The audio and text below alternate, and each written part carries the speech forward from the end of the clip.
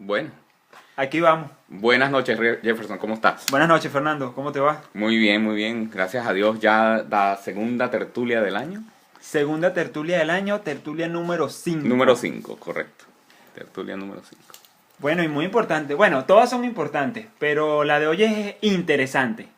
Importantes e interesantes, y lo importante también que sea divertido e interesante, o sea, que no sea tedioso como comentabas al principio, ¿no? Que las Correcto. cosas no se pongan muy tediosas. Lo que oyen al fondo, voy a tomarme 5 segundos para decirlo, son mis perros. Estamos grabando, siempre grabamos desde mi casa, yo tengo un par de perros que son muy ruidosos y siempre aparecen en las tertulias, entonces para los que se pregunten qué suena de fondo, son los perritos de la casa. Dijimos que la próxima vez vamos a incluir las fotos de los Ah, perros. los vamos a poner en esta, En lo esta prometemos tertulia los incluimos para que los conozcan. para que conozcan los perritos. Sí, Bueno. va. Bueno, el tema de hoy, muy interesante, Jeff. ¿Cuál es Sí, el tema de hoy? Tipografía. Tipografía es un tema, aparte de interesante, muy extenso y profundo. Correcto. Y nos lleva a los tiempos recógnitos del diseño gráfico. Mucha historia incluida en este tema. Bueno, no necesariamente que vayamos a hacer referencia. Sí vamos a hacer referencia a algunos puntos históricos, pero por supuesto no a todo porque es demasiado extenso. Sí. Ahora sí es necesario hacerlo porque tendríamos que comenzar con la invención de la escritura o la aparición de la escritura desde los fenicios. Ellos crean los primeros elementos gráficos que sirven para transmitir información de manera codificada. Es decir, ellos inventaron el código. La escritura es un código y lo que es la tipografía son los símbolos que permiten que ese código exista para entonces poder transmitir información. Ok. ¿Okay? De eso se trata. De todas maneras, tú tienes una definición bien Sí, importante. la definición que tengo acá de tipografía dice así, dice del griego tutok, que significa tipos, golpe o huella. Y grafo, hay una palabra... Grafos, sí, pero hay una palabra acá que no la puedo leer porque está en griego. Pero es lo que tiene que ver, es lo relacionado con grafo, escribir. Escribir o escrito, sí. Es el arte y técnica de manejo y selección de tipos, como tú comentabas, para crear trabajos de impresión. Hay otra definición acá de un tipógrafo, su nombre es Stanley Morrison, y él lo define como el arte de disponer correctamente el material de imprimir, de acuerdo con un propósito específico, el de colocar las letras, repartir el espacio y organizar los tipos con vistas a prestar al lector la máxima ayuda para la comprensión del texto escrito. Y esto se está refiriendo a lo que era en su momento el arte tipográfico de la prensa antigua. Él está refiriéndose allí a los tipos móviles, que eran estos cubos, en principio hechos de madera, o sea, se tallaba las letras en el cubo de madera y se disponía dentro de los espacios de una prensa para componer la palabra. Posteriormente se hicieron de plomo y bueno, hoy en día son digitales, hoy en día no existen los tipos como tal. Antes se le denominaba tipos móviles porque se podían intercambiar, mover dentro del el riel de la prensa y de ahí el nombre de tipografía. ¿Okay? Se refiere a los tipos móviles y obviamente nos tendríamos que remontar a la invención de la prensa que es de Gutenberg.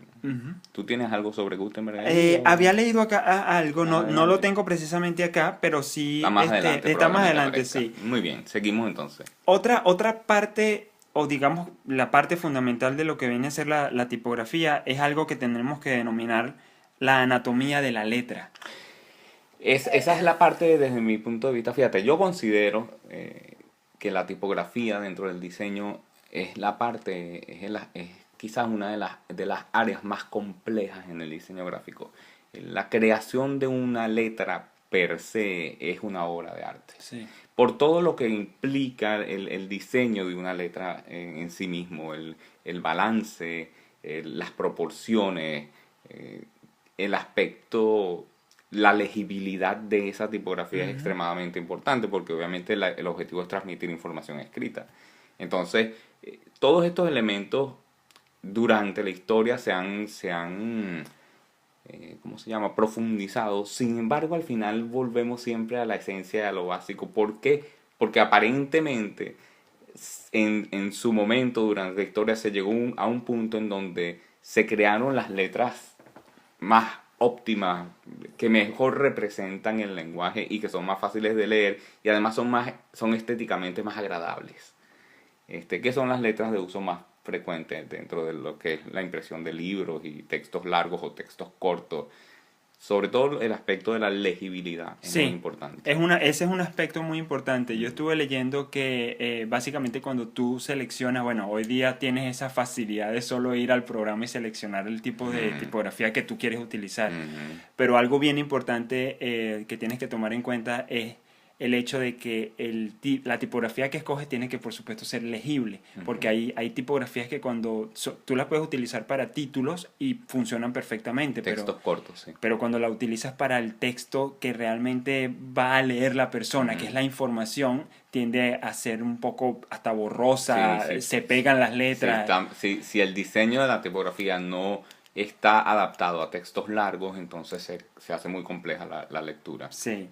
Y hablando de complejo, la elaboración o las formas, las partes de lo que son las letras, a mí particularmente me parece complicado. Bueno, eso es lo que vamos a hablar ahorita, la anatomía de la letra. Ok. Oye, ¿tú tienes algo allí? Sí, aquí tengo entre la anatomía de la letra, dice que las partes que componen a un tipo, en primer lugar es la altura de las mayúsculas. Dice que es la altura de las letras de caja alta. De caja alta, habría que especificar acá qué es caja alta. Y nos devolvemos entonces a la historia de los tipos móviles. Los tipos móviles venían en dos clases, las mayúsculas de caja alta o de bloque alto y las minúsculas de caja baja o de bloque bajo. Okay. La caja era refiriéndose a ese cubo en el cual estaban talladas las letras o en el cual estaba pegado el plomo del cual se sostenía el tipo, pues. Precisamente. La altura de la X. La altura de la X es una referencia. Aquí dice altura de las letras de caja baja. Las letras minúsculas, excluyendo los ascendentes y los descendentes. Sí, porque en la anatomía de la letra tenemos lo que llaman ascendentes y descendentes, que por lo general van más allá de la altura media de una tipografía, de la tipografía en general. Es decir, por ejemplo, en la K minúscula, el ascendente, que sería en lo que es el asta de la letra, el palo principal de la letra, asciende por encima de la medida estándar del resto de las minúsculas. Y por eso el ascendente en este caso supera un poco y esa caja tiende a ser más grande o más larga que el resto de las minúsculas. Tendríamos que remontarnos y cuando yo vi tipografía en la universidad, yo tuve la gran suerte de tener una profesora que era extraordinaria, ella era italiana. Y ella nos enseñó a comprender la tipografía desde el principio del concepto de la tipografía, que era la existencia de la letra previa a la prensa. O previa a la y todo se remonta a la caligrafía. Cuando tú aprendes caligrafía, y así debería aprender todo el que va a diseñar una tipografía en el futuro, debería aprender primero por hacer caligrafía. La caligrafía tradicional con plumillas. Estas plumillas que se utilizan por lo general con tinta china tienen diferentes grosores, ¿verdad? Y te permiten dibujar la letra de manera diferente o de manera distinta según sus partes. El asta, que es el elemento principal sobre el cual se basa la letra, vamos a decir así, por lo general se hace con una plumilla más gruesa que el resto, como decir los brazos de la letra, que se hacen con una plumilla más fina. El escribir con plumilla, lo que es la caligrafía tradicional, hoy en día se sigue practicando. Es un arte extraordinariamente complejo y requiere de mucha práctica. Pero la creación de la letra a mano es la que le da el nombre a las partes de la letra. Que es lo que estamos hablando precisamente sobre la anatomía de la letra. Aquí también mencionan el anillo. Dice que es el asta curva cerrada que forman las letras, por ejemplo, la letra B, la letra P y la letra O. Sí, a eso también se le denomina ojal o bucle. Eso es producto del dibujo de la letra. Hay letras, por lo menos podemos ver una G muy compleja o una G muy sencilla, ¿verdad? Depende del dibujo y por lo general están ligadas al trazo de la plumilla. Lo que vemos hoy en día de manera digital son simplemente representaciones de lo que fue en su momento el tipo móvil, que simplemente reflejaba el dibujo hecho a plumilla. Ok. Simplemente fue la evolución de la manera de plasmar el elemento sobre el medio, el papel en este caso. Ok.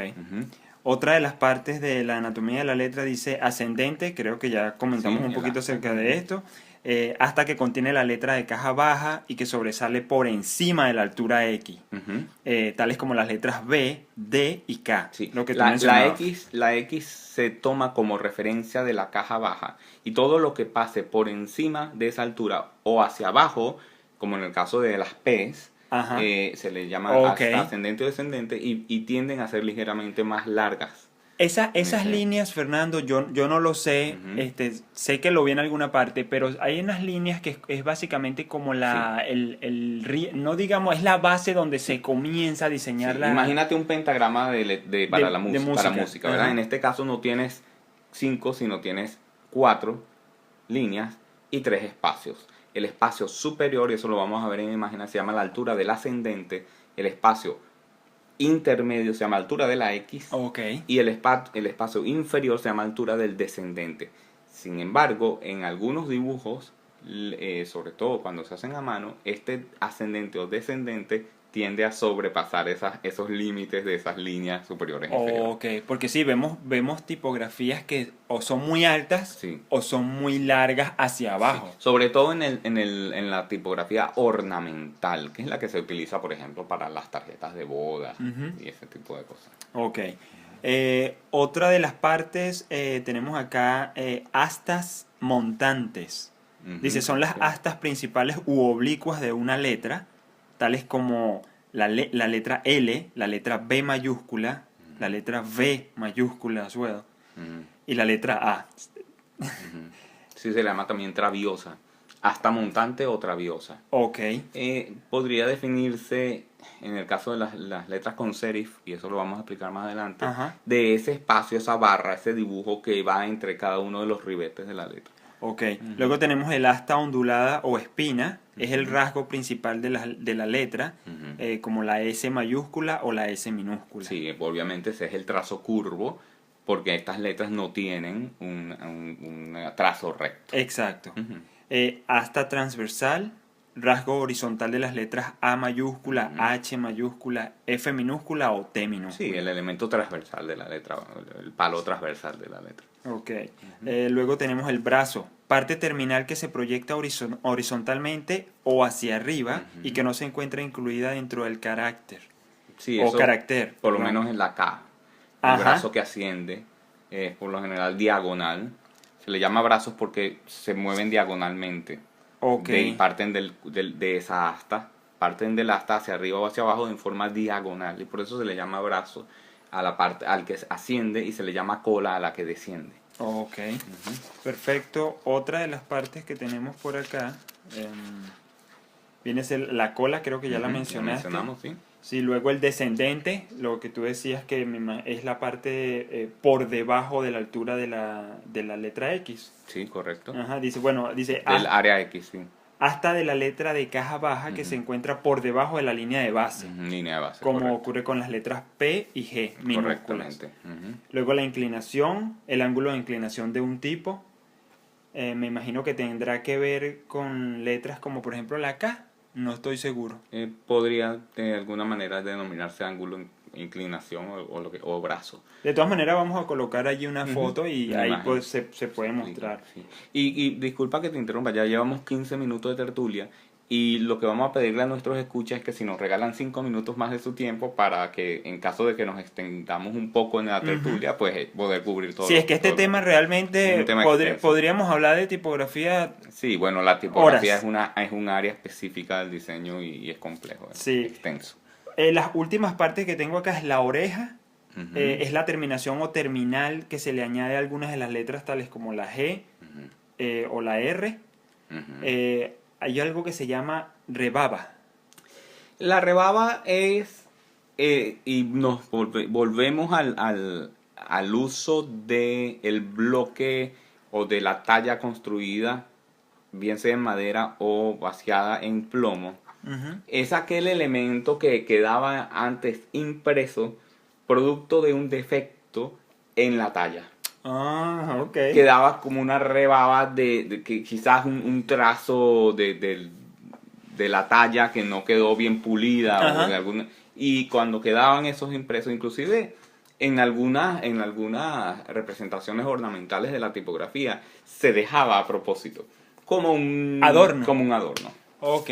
Sí, porque Como un adorno. básicamente la letra no quedó terminada perfectamente. Sí, o sea, exacto, no, que no estaba perfecto el bloque, la talla y Ok, entonces, o el debió haber vaciado. sido bien interesante ese proceso. A mí me encantaría hacerlo. Yo estoy seguro que existen aún empresas que mantienen por lo menos la máquina en donde tú puedes ir a ver eso. Sería Son bien muy populares y interesante. de hecho son en algunos sitios, en algunas imprentas grandes, las tienen como pieza de museo, ¿verdad? Como un Qué recuerdo bueno. de lo que se hacía antes. Por último, tengo acá serifa, remate o gracia. Sí, Es el trazo o término de un asta, brazo o cola. correcto, lo que llamamos el serif, Exacto. que es simplemente un remate, un pliegue, un pie, un adorno de la letra, que la hace diferente a la de palo seco, que no tiene ningún tipo de terminación, y de eso seguramente vamos a hablar ahorita. Sí, eso va a estar incluido dentro de lo que vamos a hablar ahora, que son esas familias tipográficas, dentro de la cual las familias tipográficas tenemos, por ejemplo, las romanas, Ujú. que a su vez tienen una clasificación como antiguas, de transición, modernas, mecanos e incisas. Sí, todas estas son tipografías con serif. Exacto, ese tipo de tipografía ese tipo de letras que vemos que tienen como adornitos en la base Ujú. de la letra A, por ejemplo, o en los extremos de la letra T, Ujú. esas líneas curvas que se ven allí, eso es lo que llamamos los serif. El serif, Ujú. sí. Ok, El serif o el remate. Ujú. ok. Luego, bueno, no sé si tú crees que debamos... Un momentico de nuevo con eso de la romana y Sí, de las letras romanas es que a eso le da carácter a la letra, le da una presencia, la termina, es como decir el pie de la columna arquitectónica. ok. Acuérdate que estos dibujos están hechos basados un poco en lo que ya el ser humano tenía en su entorno, sobre todo refiriéndose al diseño arquitectónico. Y si tú ves en las columnas romanas, en los románicos, en el románico, ves cómo tienen un pie, tienen una cabeza, tienen ornamentos, y un poco la letra refleja ese diseño, ¿no? Y se encuentra, y por eso se les encierra en esa categoría. Ujú. Las otras que no tienen el serif, obviamente se ven mucho más simples, Sí, se ven menos terminadas, tienen menos ornamento, pero dependiendo de para qué lo vas a utilizar, tienen una mejor legibilidad. exacto. Yo las llamo personalmente letras cuadradas. Letras cuadradas. Sí. Bueno, mira, válido. Lo que sí hace la letra romana con el texto largo es facilitar la fluidez del recorrido visual, porque estos ribetes de alguna manera terminan y comienzan la letra, y por tanto el ojo tiende a hilar mejor ese trazo visual que vamos haciendo mientras leemos, ¿no? Ok. Cosa distinta a la letra gótica, que no tiene este ribete o este serif, que por lo general se utilizan más que todo para textos cortos. Ok, no usamos gótica para, por ejemplo, textos, alguien que vaya a escribir un libro. Difícil de decir hoy en día. Sí. Una cosa era la tradición antigua y otra Ajá. cosa es lo que se hace hoy en el diseño. Mira, como decíamos en nuestra primera tertulia, hoy en día el diseño es mucho más irreverente, la gente sigue menos los parámetros y básicamente hace lo que quieren, ¿no? Y si funciona, funciona. Sí, Eso es lo importante. exacto. Ujú. Y también, bueno, me imagino que la gente busca que se vea bien, que se vea diferente, que el mensaje por supuesto llegue, pero si el mensaje todavía llega y luce diferente, Ujú. ¿por qué no? Exactamente, correcto, muy bien. Ok, bueno, ya mencionamos que dentro de las romanas estaban esas características, esa clasificación. Sí, una de las representaciones más clásicas de ese tipo, de las letras romanas es la Times New Roman. La Times New Roman es la representación clásica de la letra romana y es la más utilizada en la imprenta de todos los tiempos. Sí. Times New Roman es una letra extraordinariamente hermosa y diseñada muy bien, y además el clasicismo implícito dentro del diseño la hace una letra eterna. Creo que viene incluso por defecto en los programas de... Sí, siempre. En los programas de cualquiera. En los, De cualquier programa. en los primeros... Es correcto. Ok, la otra familia tipográfica que tenemos es la que se llama palo seco. Sí, de eso hablamos de las góticas o Ajá. palo seco. Aquí, por ejemplo, dice, las fuentes palo seco se caracterizan por reducir los caracteres a su esquema esencial. Las mayúsculas se vuelven a las formas fenicias y griegas, y las minúsculas están conformadas por base de líneas rectas y círculos unidos, reflejando la época en la que nacen la industrialización y el funcionalismo. Perfecto, mejor dicho, imposible. La letra de palo seco es una letra básica, sencilla, no ornamentada, y se utiliza con esos fines. Obviamente el objetivo en su momento era crear una letra fácil y rápida de hacer, con menos ornamentos, por lo tanto refleja un poco la industrialización de la información también. Exacto. Hay una foto que vamos a colocar allí en la tertulia, que bueno, aparece lo que son básicamente sí, los diferentes tipos familias de palo seco. Y bueno, sí, son esas letras cuadradas que no tienen adornos, como tú mencionas. Dentro de lo de la clasificación de palo seco hay unas que se llaman lineales, formadas por tipos o de un grosor o con un trazo uniforme, sin contraste ni modulación, siendo su esencia geométrica. Correcto. Luego tenemos las grotescas, que están caracterizadas por el grosor del trazo y el contraste. Son poco perceptibles y son muy legibles en texto corrido.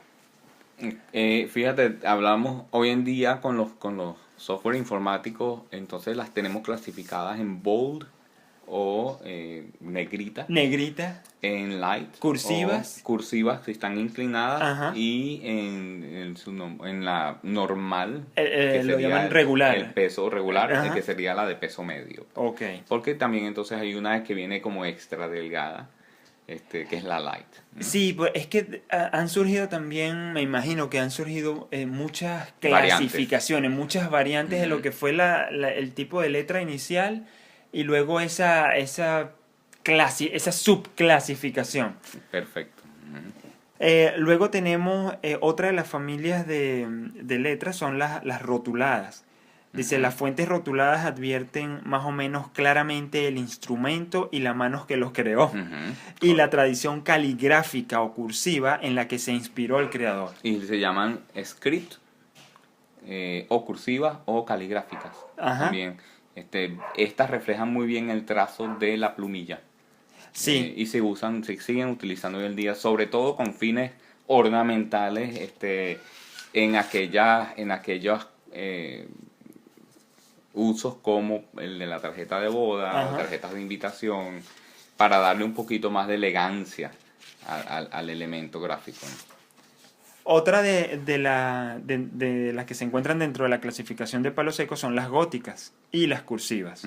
Bueno, hay otras, pero básicamente las góticas, que creo que ya la habías mencionado, Sí, y las cursivas, que dijimos también, dice, suele reproducir escritura de mano informales, más o menos libres. Estuvieron muy de moda en los años 50 y 60 y actualmente se detecta cierto resurgimiento. Y me imagino que esto está pasando porque básicamente como que la historia siempre se repite y uno vuelve otra vez como a escoger eso que pasó. Son las modas, y fíjate, hay gente especializada en hacer que las modas vuelvan. En estos días veíamos, no tiene necesariamente que ver con la tipografía, pero en estos días veíamos un documental que refleja un poco la tendencia de los colores en la moda. Y resulta que hay un buró, hay un grupo, hay una asociación mundial del color que son los que determinan qué colores se pondrán de moda en la próxima temporada. Qué increíble. Lo mismo pasa más o menos, un poco más o menos con la letra, la tipografía, y está más que todo relacionado con las tendencias en el diseño gráfico, si vuelven las tendencias retro, como en el caso particular que estás mencionando, Ajá. o si vienen tendencias futurísticas. Ok. Tengo por acá, dentro de la clasificación, seguimos con la clasificación, las decorativas. Sí, vienen siendo las ornamentales. Dice, estas fuentes no fueron concebidas como tipos de texto, sino Ujú. para un uso esporádico y aislado. Ujú.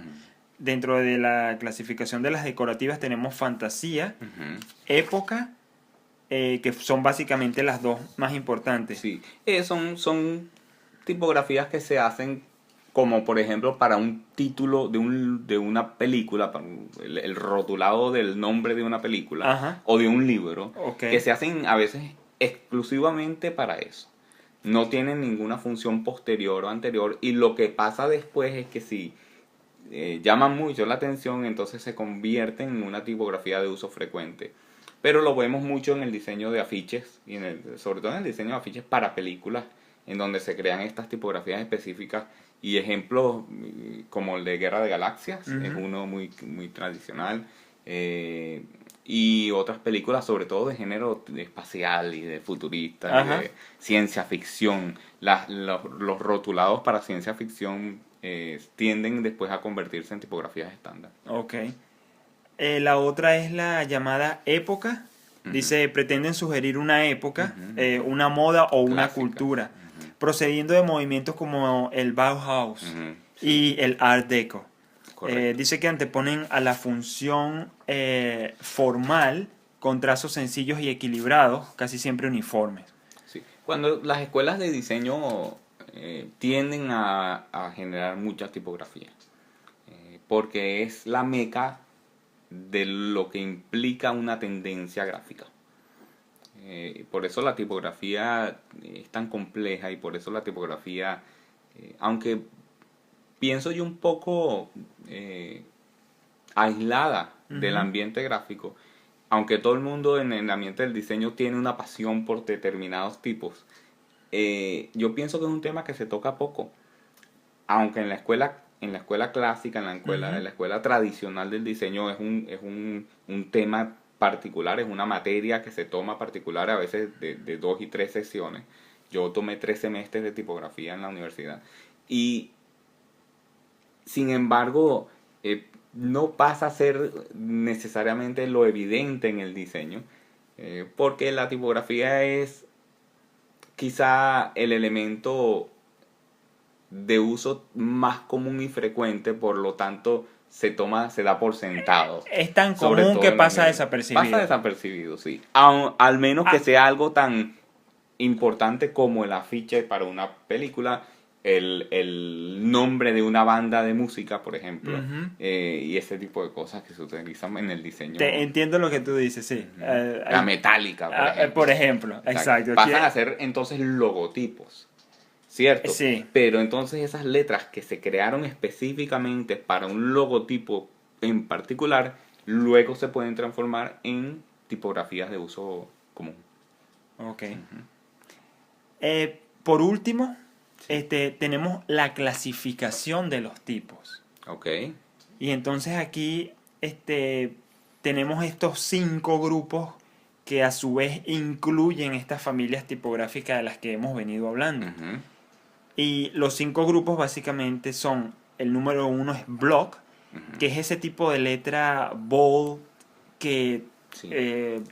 remarcada, oscura, gruesa, Sí. y además tiene ese aire antiguo. Sí. Y el trazo de esta letra es el trazo de la plumilla.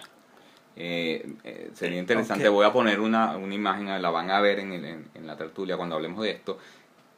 Las plumillas que se utilizan para hacer este tipo de letras, y de manera bien particular como todo el trazo se hace con una plumilla del mismo grosor, pero dependiendo de cómo inclinas en la plumilla en el momento que estás realizando el trazo, entonces se genera ese elemento grueso o ese elemento delgado de la tipografía. Y sí, estos eran clásicamente hechos con plumilla y se hace hoy en día inclusive. Increíble. Se sigue haciendo con plumilla. Increíble, porque eso se ve que es complicado. Es un arte, es como la caligrafía china o japonesa. Ok. Luego el otro grupo, tenemos la romana, que Sí. ya hablamos de ella. De serif Ajá. romana. El otro grupo viene a ser el gótica. Gótico de palo seco. Ajá. Ujú. El otro es el script, que me imagino que tiene que ver con la parte de caligrafía también. Ajá. Sí, se refiere a... Lo que pasa es que son dos momentos de la historia diferentes. Ajá. El script es ya la modernización de la escritura caligráfica y el bloque es el tradicional europeo, digámoslo, de caligrafía, ¿no? Ok. Aunque lucen muy similares, pero obviamente en el trazo te das cuenta de que no son. Es una modernización, una evolución del estilo. Ok. Y por último tenemos el gráfica. Gráfico o la que hablamos, específicas para un uso puntual que después pueden convertirse en tipografías de uso cotidiano. Ok. Muy bien, bueno, y nos dio el tiempo, Nos son dio 31 minutos. Sí, bueno. Excelente. Esperemos Muy que no bueno. haya sido, digamos, tedioso. Lo que pasa es que este tema es complicado, es extenso. Necesitaríamos mucho tiempo y muchas fotos. Pero fíjate que nos dieron los 3 minutos y yo estoy seguro que para aquellos amantes del diseño gráfico es un tema que les interesa. Sí. Y para aquellos que están aprendiendo el diseño gráfico también es un tema muy interesante. Bueno, Jefferson, muchísimas gracias de nuevo. Gracias a ti por, compartir esta tertulia número 5. Tertulia número 5, esperemos les guste, la disfruten y será hasta la próxima. Así será. Muchas gracias. Un abrazo, pues.